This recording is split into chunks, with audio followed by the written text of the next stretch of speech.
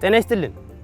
ይህ የምንገኝበት ስፍራ ሆርቲካልቸርን መሰረት ያደረገ የተቀናጀ የግብርና ስራ የሚከናወንበት የእርሻ ማሳ ነው። ፍቃዱ ነመራ የተቀናጀ የግብርና ልማት ይሰኛል። የሚገኘው ደግሞ በቤኒሻንጉል ጉሙዝ ክልል አሶሳ ዞን ሆሞሻ ወረዳ ውስጥ ነው። በዚህ የተቀናጀ የግብርና ልማት ስራ ውስጥ አትክልትና ፍራፍሬን ጨምሮ የተለያዩ የግብርና ስራዎች ይከናወናሉ።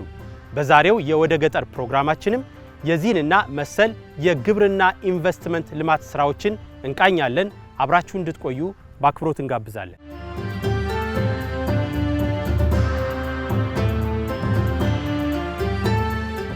ዛሬን ደግሞ ነገ ማረፍ ለትውልድ መትረፍ በማለት ገና ከመግቢያው ይቀበለናል። በ250 ሄክታር መሬት ላይ ያረፈው ፍቃዱ ነመራ የተቀናጀ እርሻ ልማት ወደ ልማት ከገባ ገና ድፍን 2 ዓመት ባልሞላው በዚህ የተቀናጀ እርሻ ልማት ስፍራ አትክልትና ፍራፍሬን ጨምሮ ሌሎች የግብርና ስራዎች በአጭር ጊዜ ምርት መስጠት ጀምረዋል። ይሄ ቦታ ገደላማ ነው፣ ምቹ አልነበረም። የጀመርነው ገና 21 ወራችን ነው፣ 1 ዓመት ከ9 ወራችን ነው። በዚህ ጊዜ ውስጥ መሬት ዝግጅቱ ምንጣረው ሁሉም ነገር አልፎ በርካታ ወደ 27 አይነት የአትክልት የፍራፍሬና የአዝርዕት አይነቶችን ነው እየተጠቀምን ያለ ነው። ለምሳሌ እዚህ የምታየው ይሄኛው አሁን አቮካዶ ነው። 1 ዓመት ከ4 ወሩ ነው። አንድ ዙር አፍርቷል። በ1 ዓመት ከ4 ወሩ አንድ ጊዜ አፍርቷል፣ ተለቅሟል። አሁንም ደግሞ ከአቅም በላይ ሆኖበትም ፍሬውን እያመከንን ያለ ነው። በጣም ከአቅም ስለሆነበት ማለት ነው። ይሄ ገደላማ እንደሆነ እንደምታውቀው አንደኛ ይሄንን አቀናጅተን ነው። የቅይጥ እርሻ ነው። እዚህ አቮካዶ ስር ኦቾሎኒ ያለ እንደውም እስቲ እንደው ነቀል አድርግና ፍሬውን አንዱን ወደዛ እዛ ጋር ያለውን ይሄ በሰል ያለው እሱን እንዳላው ያዘውና እሱን ንቀለው እስቲ። አዎ በቃ ስለዚህ አሁን ኦቾሎኒ አራግፋት፣ አፈራውን አራግፋት። ብዙ ጊዜ ኦቾሎኒ ከመሬት ውስጥ የሚወጣ አይመስልም፣ ሰው ላይ እንደ ዛፍ የሚበቅል ነው ይመስላል። ስለዚህ ምንድነው ይሄ ደግሞ በሳይንስ ይሄ ናይትሮጅን ፊክስ በማድረግ ጥሩ ርጥቡ ይገመታል ኦቾሎኒና ለዚህ ለቋሚ አትክልቶች ለዚህ ለሆርቲካልቸር ለምናቸው ለፍራፍሬዎች ለነዛ ምቹ ነው እና ይሄን አፈሩን ይሄ ማዳበሪያ ከመጠቀም ይሄንን እያፈራረቁ ቢተከል ለዚህም ትልቅ የመሬት ግብዓት ሆኖ ይጠበቃል ተብሎ ስለሚታሰብ ነው ይሄን ቀይጠን የምንሰራው። ሌላው ይሄ እንደምታየው ይሄ ቬቲቨር ግራስ ይባላል። በተለምዶ የአፈር ምስማር ይሉታል። አፈሩን ጥብቅ አድርጎ ይዛል፣ እንዳይሸረሸር ያግዛል። እሱንም ደግሞ በመሃል እናደርጋለን። ሌላ የውሃ አቅርቦታችን ድሪፕ ነው፣ ጠብታ ውሃ ነው።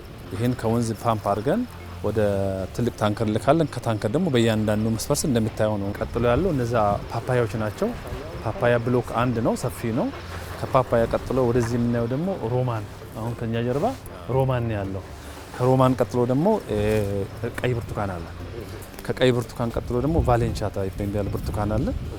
ከዛ ደግሞ ሙዝ አለ። ሙዝ ሰፊ ነው። አሁን ባለው ደረጃ በርካታ ሄክታር ሸፍኖ ያለው ከሌሎቹ ሙዝ ነው። ከነዚህ ከቋሚ ተክሎቹ ውጪ ደግሞ ያሉት ምንድነው እርባታ፣ አሁን ሸንኮራ አገዳ አለ፣ አናናስ አለ። እነዚህ ነገሮች አሉ።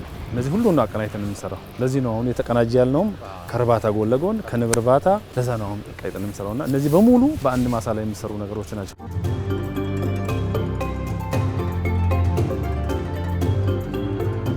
የዚህም ፕሮጀክት ጠቀሜታ ለኔ ብቻ ሳይሆን እኔ እንደማንኛውም ሰው ትርፍ አገኝበታለሁ። እንደማንኛውም የንግድ ስርዓት ቢዝነሱን ራና አረጋለሁኝ።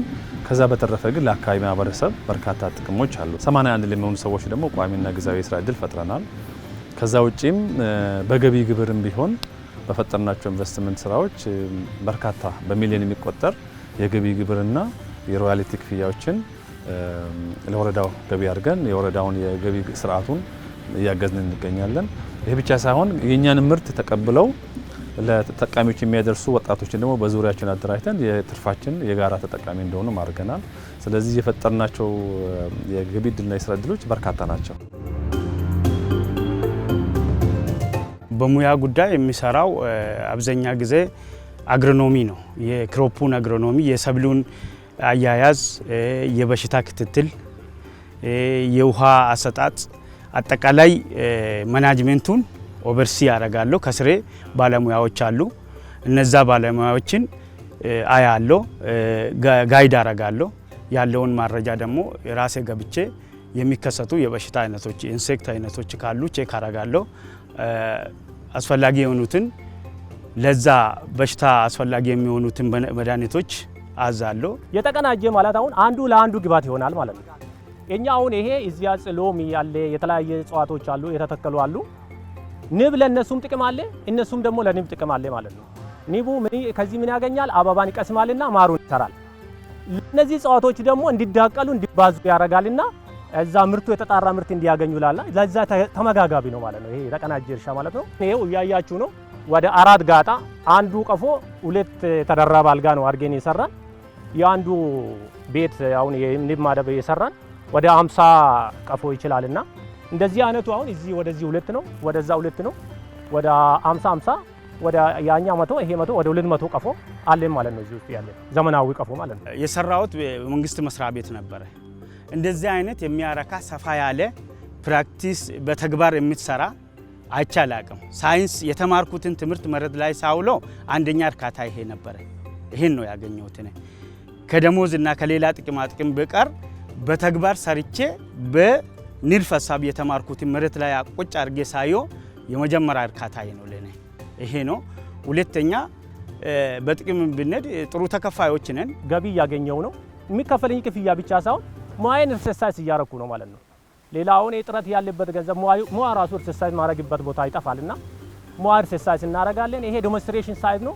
መማር የሚፈልገው ሰዎችን መጥቶ እዚህ ተምሮ ወደ ሌላ ወስዶ ተግባር ያደርጋሉ። ሙያዬን ኤክሰርሳይዝ እያረኩ ነው። በጣም እያረካውልኝ ነው።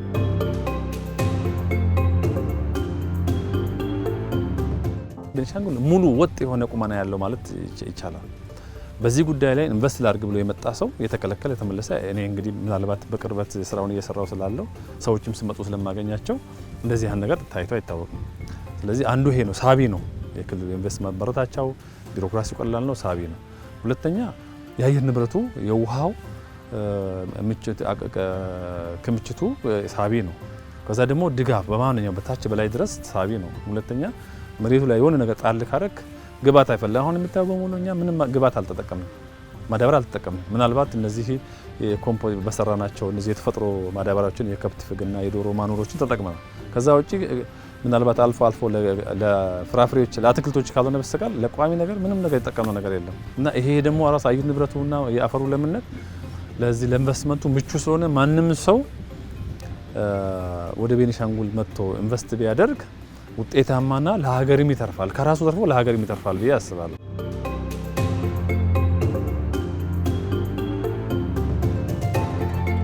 ከ2009 ዓ.ም ጀምሮ ከቤኒሻንጉል ጉሙዝ ክልል የእርሻ መሬት ተረክበው ወደ ልማት የገቡት አቶ ወንዲፍራው ዘውዴ ቀደም ሲል እንደ በቆሎ፣ ማሽላና በርበሬ የመሳሰሉትን ሲያመርቱ ቆይተዋል። በአሁኑ ወቅት ደግሞ ትኩረታቸውን ለሀገሪቱ የውጭ ምንዛሪ ማስገኘት በሚችሉ የቅባት እህሎች ላይ ማድረጋቸውን ይናገራሉ። ይህ ፍሬው ከገለባው በመለየት ላይ ያለን የአኩሪ አተር ምርት ያለሙትም በዚሁ ክልል አሶሳ ዞን በአምባሲ ወረዳ ውስጥ ነው። ያው ሰሊጥም ሞክረናል። አሁን አኩሪ አተር በሰፊው እያመረት ለውጭ ገበያ እያቀረብን ያው ሀገራችን ዶላር እንድታስገባ እሱን ነው ከፍተኛ ርብርብ አድርገን የነበረ። እንዲሁ በተለይም በዚህም ደግሞ በበቆሎ ምርት ላይ ተሰማርተን ስናመርት ነው የቆየን። አሁን ካምና ጀምረን ለሀገሪቱ ምርጥ ዘር ከድቅል አዳቃዮች ከኢትዮጵያ ምርጥ ዘር ጋር ቅንጅት ፈጥረን እሱን እያመረትን ነው ያለ። በቆሎ ምርት ያው በሄክታር እስከ 50 ኩንታል ድረስ ይገኛል። በቆሎ ምርጥ ዘሩ ብቻ ከዚያ ወንድ ያለው ወንድ ይወጣለታል። ግን የተጣራው እስከ 50 ኩንታል ድረስ ይገኛል። አኩሪ ከ20 እስከ 25 ይገኛል።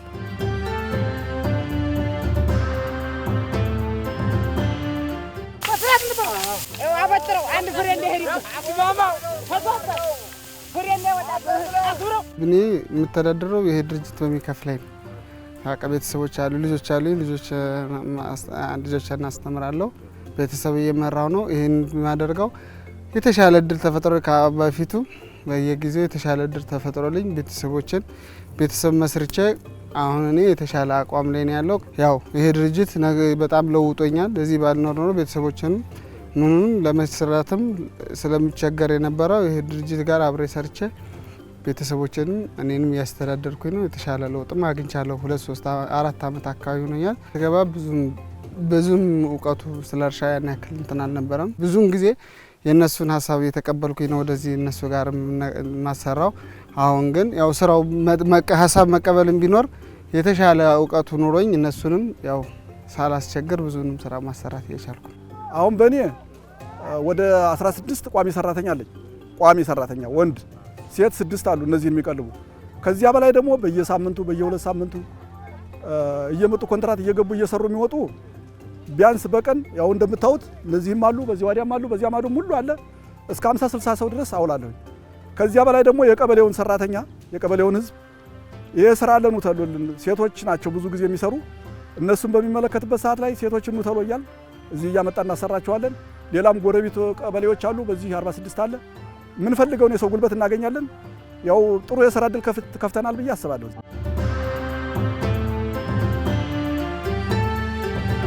በባምባሲ ወረዳ 99 ባለሀብቶች በእርሻ ኢንቨስትመንት ላይ ተሰማርተው ይገኛሉ። ከዛ ውስጥ 66 ባለሀብቶች ህጋዊ ሰውነቱን ሁሉን ነገር ጨርሰው ወደ ስራ ገብተው ዛሬ እዚህ ሾቦራ ቀበሌ ላይ ወሰንደር እርሻ ልማት ድርጅት እንገኛለን። ከ66ቱ አንዱ ናቸው ማለት ነው። ስለዚህ 33ቱ ደግሞ ያው ሂደት ላይ ያሉ ናቸው ማለት ነው። ከመንግስት ጋር ውል ጨርሰው ሙሉ በሙሉ ወደ ስራ ያልገቡ ናቸው ማለት ነው። እና በአጠቃላይ በሰፊው ለም የሆነ መሬት አለን ባምባሲ ላይ እጅግ በጣም ሰፊ ለእርሻ ምቹ የሆነ መሬት አለ። በዛም ነው እነዚህ ባለሀብቶች ወደ ወረዳችን በመምጣት ሰፋ ያለ እርሻን ከክልል ከወረዳ ጋር በመነጋገር የኢንቨስትመንት መሬት እየተሰጣቸው ልማት ላይ የሚገኙት ማለት ነው። በአጠቃላይ እንደ ባምባሲ ወረዳ የአገዳ ሰብል፣ የጥራጥሬ ሰብል እንዲሁም የቅባት ሰብሎችና ቅመማ ቅመም በርበሬ በሰፊው ይመረታል ማለት ነው። እኛ ጋር እጅግ በጣም የአገዳ ሰብል ደግሞ እና ጥራጥሬ እጅግ በጣም በሰፊው ይመረታል ማለት ነው።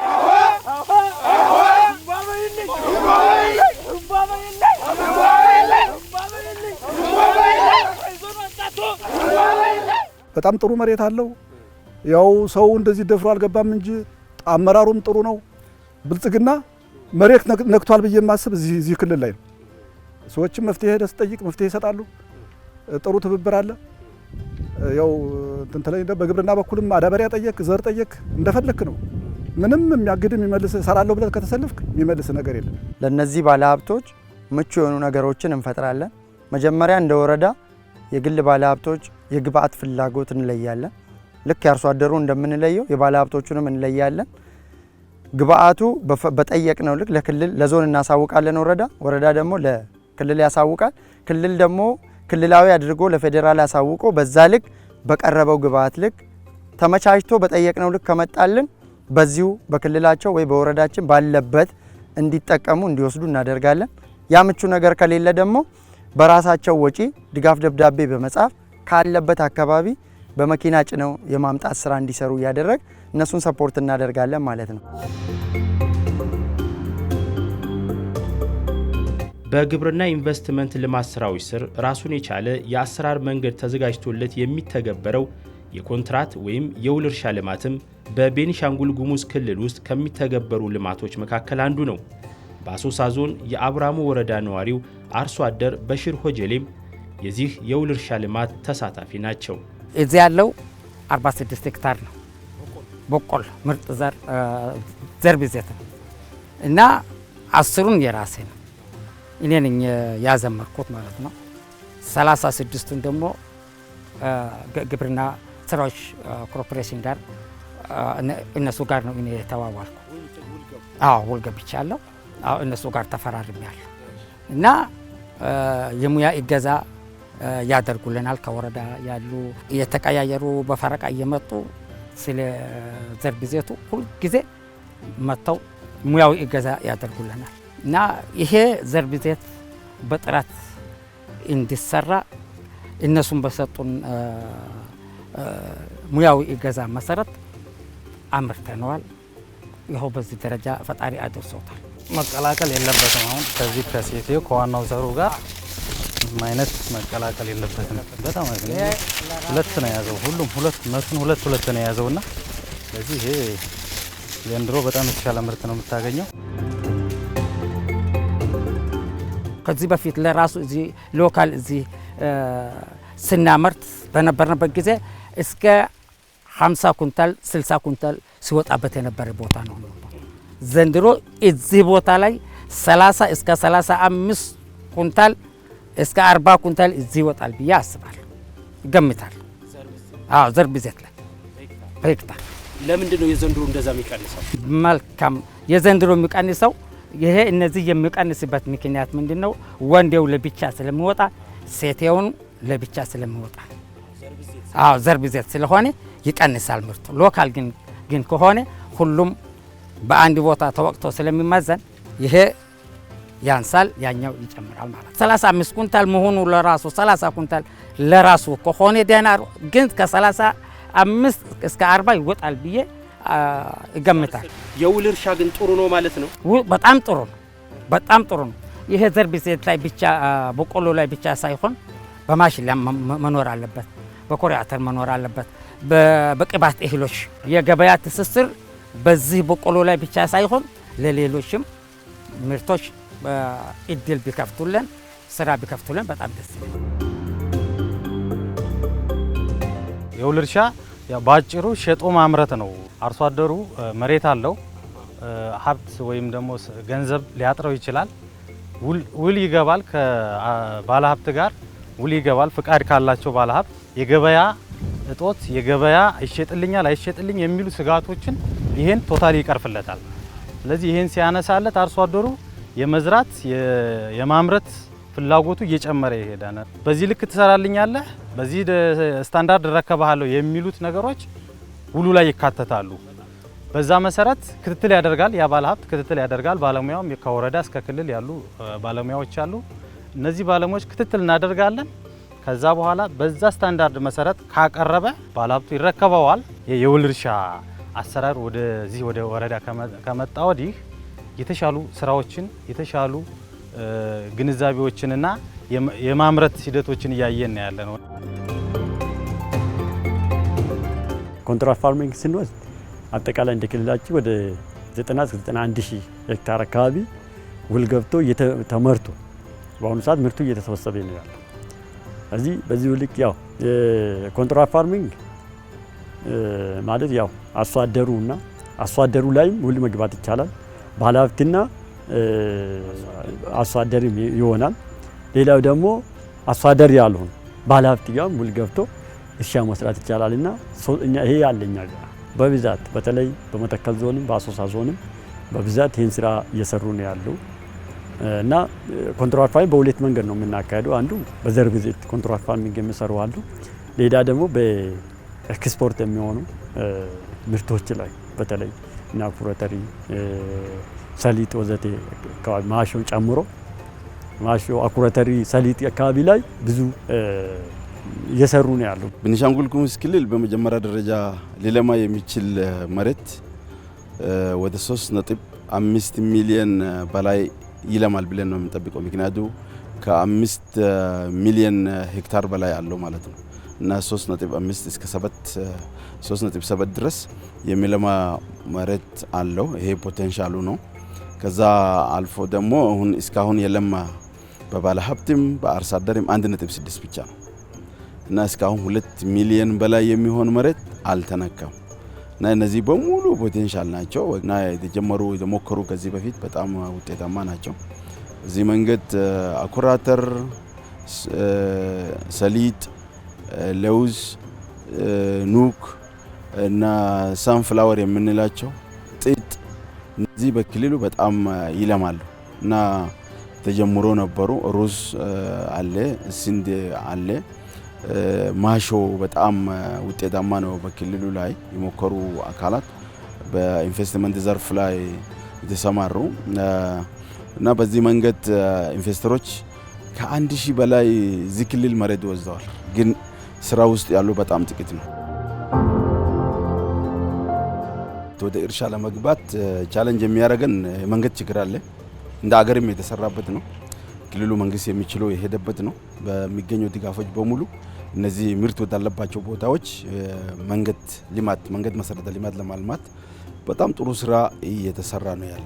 ስለዚህ እነዚህ አሁን አቅም ያላቸው ባለሀብቶች አቅማቸውን ተጠቅሞ ወደ ስራ መግባት ከቻሉ ፉል ፓኬጅ ይዞ በተለይ መካናይዜሽን ጋር ቴክኖሎጂን ተጠቅሞ ክልሉንም ራሳቸውንም አገርን ለዓለምም በቂ ምርት ማቅረብ የምንችልበት ሰፊ እድል በክልሉ እንዳለ ለመግለጽ እፈልጋለሁ።